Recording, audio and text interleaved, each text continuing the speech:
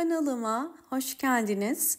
Bugün sizlere orkide hastalıklarına karşı nasıl bir bakım yapmamız gerektiğinden bahsedeceğim ve özellikle sonbaharda çiçek açmayan ve kışa çiçeksiz giren orkideleri yeniden canlandırabilmenin bir takım püf noktalarını göstereceğim.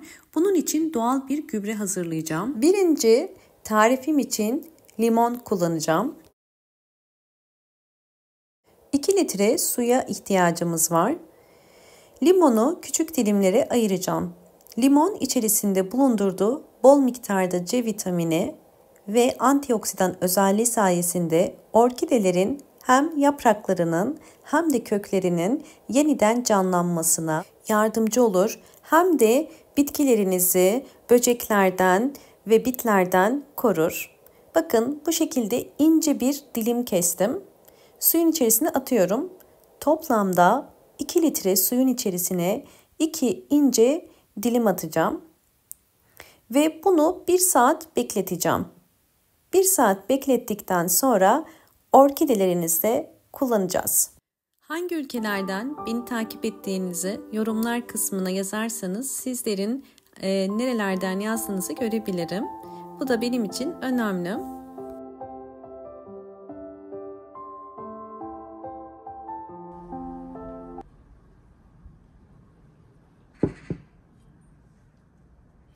Bir saat beklettiğim limonlu su hazır. Bu suyu orkidelerimize gübre olarak vereceğiz. Her bir orkide saksısı için toplamda 8 yemek kaşığı veriyorum. Limonlu su toprağın pH dengesini sağlar ve bitkinizin uygun bir toprakta yetişmesine yardımcı olur. Eğer saksı içerisinde çok fazla böcekler ve bitlenmeler varsa limonlu su böcekleri de uzaklaştırır. Ve aynı zamanda saksı içerisinde hastalıklar varsa, mantar hastalığı gibi, unlu bit hastalığı gibi hastalıklar varsa bunların da iyileşmesine yardımcı olur.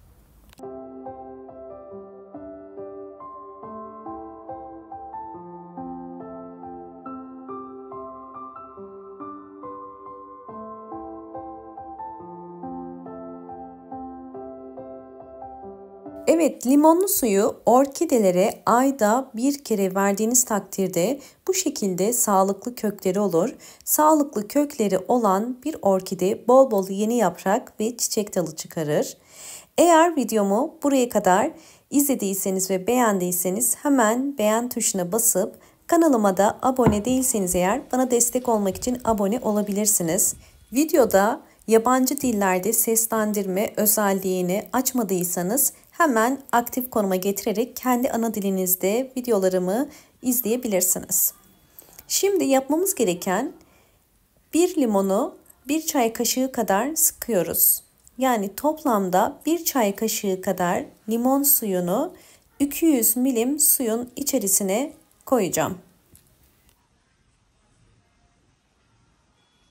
Hazırladığım bu su ile orkidenin yaprak bakımını yapacağız.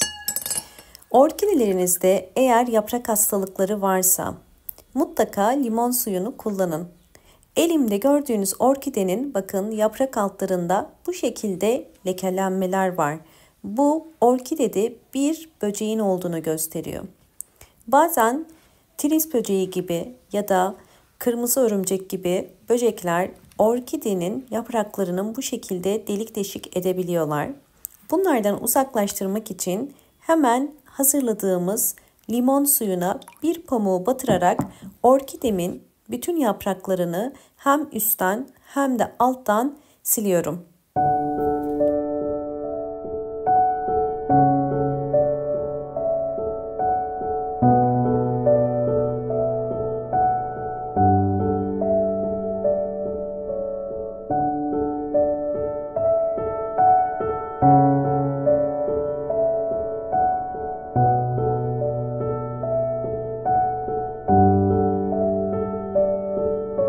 Orkidenin sadece yapraklarını değil, dalını da mutlaka bu su ile silin. Ve silmiş olduğum orkide yapraklarımın kuruyabilmesi için açık havada biraz bekleteceğim. Orkidelerde ikinci problem yaprak sararması. Eğer orkidenizin en alt yaprakları bu şekilde sararıyorsa bu normaldir. Çünkü yapraklar yaşlandıkça sararır ve yeni yaprak çıkarır. Böyle bir durumda herhangi bir hastalık yoktur. Ve sararan yaprakları bu şekilde kesebilirsiniz. Eğer yaprak sararması orta kısımdan başlıyorsa bu orkidenizde bir problem olduğunu gösterir. Yani bir mantar hastalığı olur muhtemelen ve bu da genelde fazla sulamadan kaynaklanır. Yine bu orkidemde de aynı şekilde hazırladığım limon suyu ile orkidemin hem yaprak üstlerini hem de altlarını sileceğim.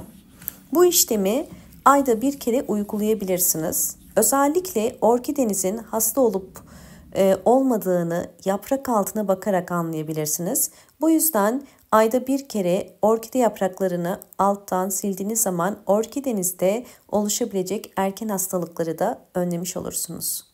Evet, limon ile silinen orkide yaprakları bu şekilde sağlıklı ve canlı olur. Eğer videomu buraya kadar izlediyseniz ve beğendiyseniz hemen beğen tuşuna basıp kanalıma da halen abone değilseniz abone olarak bana destek verebilirsiniz. Videoda sizlerle paylaştığım bu orkidelerimin 4 ay sonraki gelişimlerini tüm aşamalarıyla sizlere tek tek göstereceğim. Lütfen videoyu sonuna kadar izlemeyi unutmayın.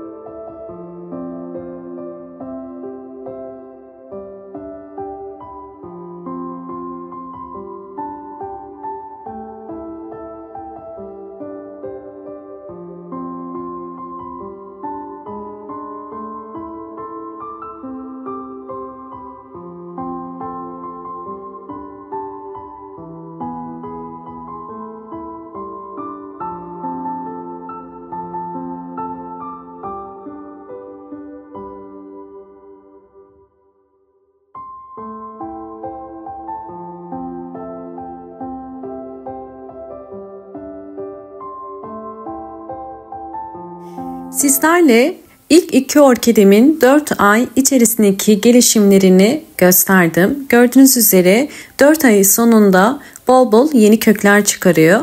Ve 3. ve 4. orkidelerimin de 4 ay içerisindeki çiçek açma dönemleri ve yaprakların iyileşmesini paylaşıyorum.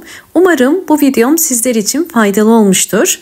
Videomu buraya kadar izlediyseniz ve beğendiyseniz hemen beğen tuşuna basıp kanalıma da abone olarak bana destek verebilirsiniz. Ve aynı zamanda beni hangi ülkelerden takip ediyorsanız lütfen yorumlar kısmına takip ettiğiniz ülkeleri yazın. Böylelikle ben de sizlerin hangi ülkelerden beni takip ettiğinizi görebilirim. Bu benim için çok değerli. Hoşça kalın, sağlıkla kalın.